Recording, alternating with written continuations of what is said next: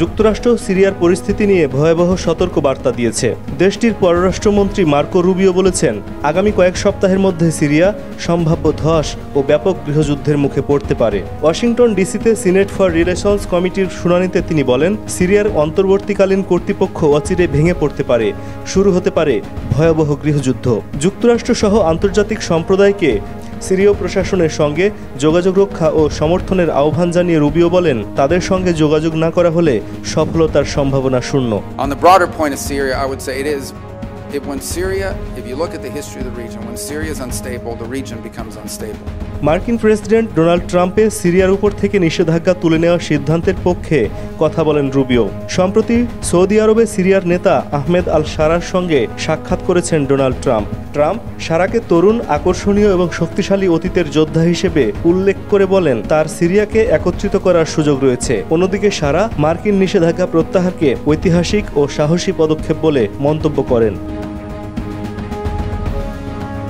সাবেক আল Qaeda commander শারা গত ডিসেম্বরে বাশার সরকার বিরোধী বিদ্রোহে নেতৃত্ব দেন। ট্রাম্পের যুক্তি তুলে ধরে রুবিও বলেন, অন্যান্য দেশগুলো সিরিয়াকে সহায়তা করতে চায়, ত্রাণ পাঠাতে চায়, কিন্তু তারা মার্কিন নিষেধাজ্ঞার কারণে ভয় পাচ্ছে।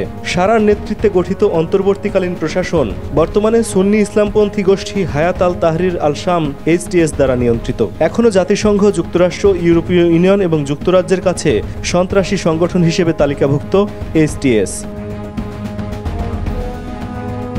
যদিও শারা সংখ্যালঘুদের সুরক্ষা এবং অন্তর্ভুক্তিমূলক শাসনের প্রতিশ্রুতি দিয়েছেন, বাস্তবে সাম্প্রতিক মাসগুলোতে সিরিয়ায় গুরুতর সাম্প্রদায়িক সহিংসতার ঘটনা ঘটেছে। মার্চ মাসে পশ্চিম উপকূলীয় অঞ্চলে প্রায় 900 বেসামরিক মানুষ সরকারপন্থী বাহিনীর হামলায় নিহত হন, যারা আসাদের সমর্থক ও আওলাদ সম্প্রদায়ের সদস্য। মে মাসের শুরুতে দামেস্কের উপশহর ও সুয়াইদা প্রদেশে দ্রুজ সংখ্যালঘু নিরাপত্তা বাহিনী ও সুন্নি যোদ্ধাদের মধ্যে সংঘর্ষে 100 জনের বেশি মানুষ মারা যান।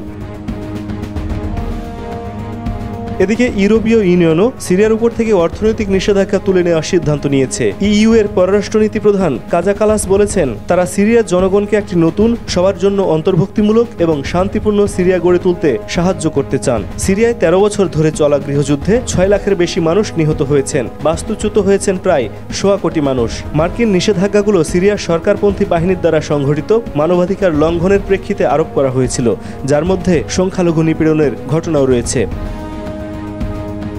SM বাবু, সংবাদ মুহূর্ত।